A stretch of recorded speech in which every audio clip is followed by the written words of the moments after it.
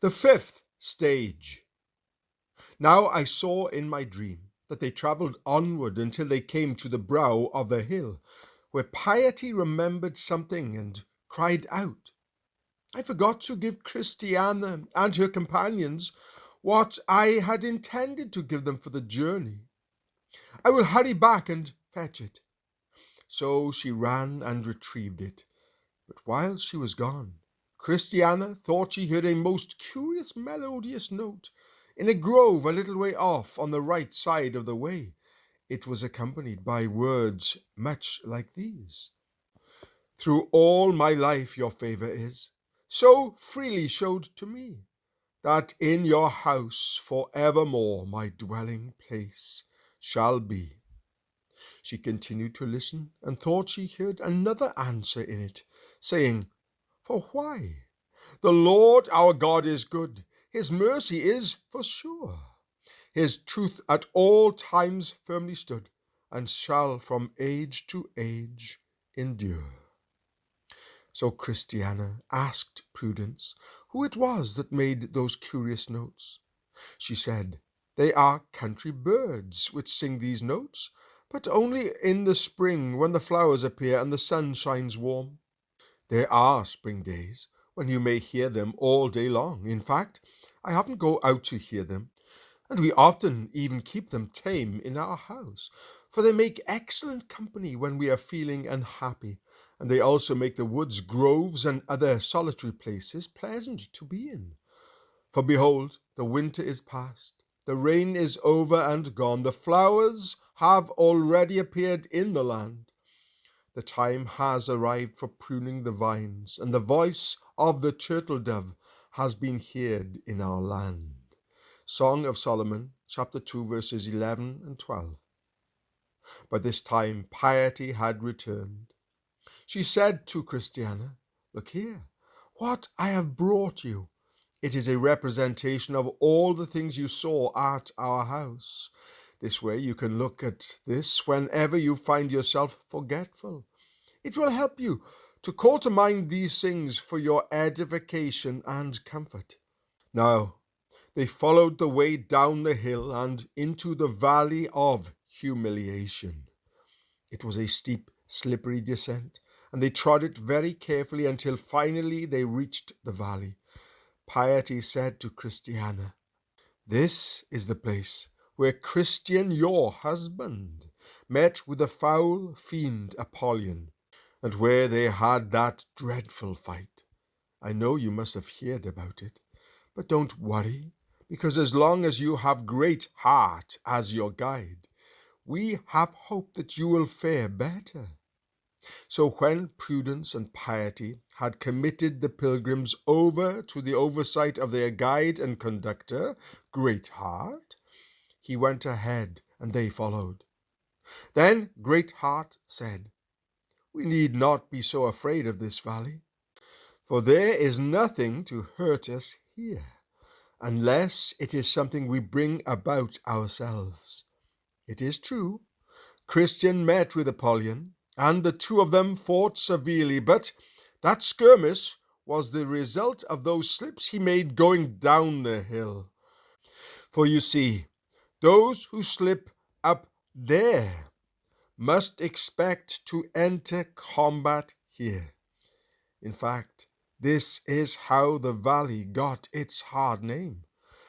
For the common people, when they hear that some frightful thing has happened to someone in a place such as this, they think the place is haunted with some foul fiend or evil spirit, when, sadly, it is the fruit of their own doing that such things happen to them there. This Valley of Humiliation is really as fruitful a place as any other over which the crow flies. I'm convinced that if we could figure out a way, we may find something from around here that might give us a reason for why Christian was so severely harassed in this place. Then James pointed ahead and said to his mother, Look over there. It's a pillar, and it looks like something is written on it. Let's go and see what it says. So they walked together to the pillar and read these words written on it. Let Christian's unintentional errors and faults from before he came here, and the battles he met with in this place, be a warning to those who come after. Look at that! Their guide, Greatheart, gestured toward the pillar.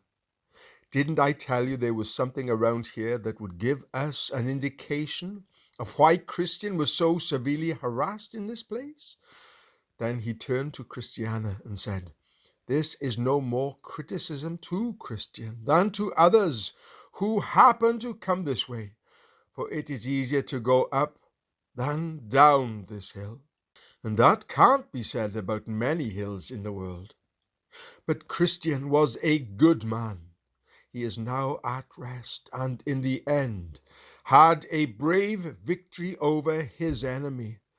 Let him who lives above grant that we fare no worse than he did when it is our turn to be tried. But we will come again to this Valley of Humiliation. It is the best and most fruitful piece of ground in all these parts.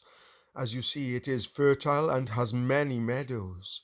If a man happened to come here in the summertime, as we have done, and if he didn't know anything of what has happened here in the past, he might look around in delight at all he sees. He'd see how green this valley is, and how it is adorned with lilies. I am the rose of Sharon, the lily of the valleys. Song of Solomon, chapter 2, verse 1.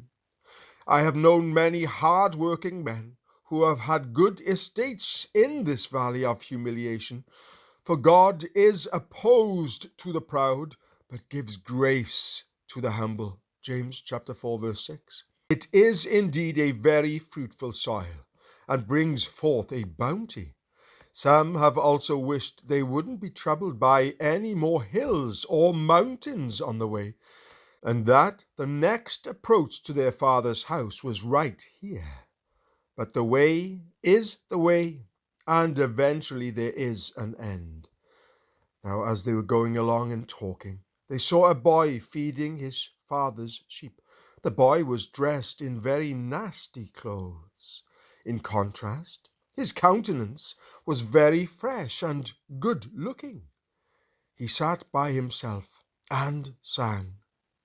Greatheart said, listen to what the shepherd boy sings. So they listened, and this is what they heard. He who is down needs fear no fall. He who is low has no pride. He who is humble ever shall have God to be his guide. I am content with what I have, whether it be little or much. Lord, contentment still I crave, because you willingly save such. Fullness to like kind a burden is, to those who go on pilgrimage.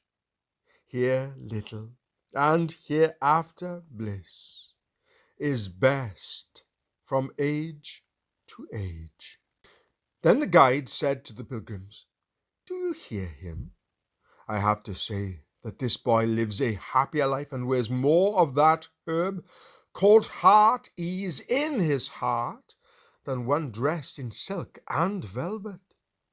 For now, let us continue our conversation about life in this valley.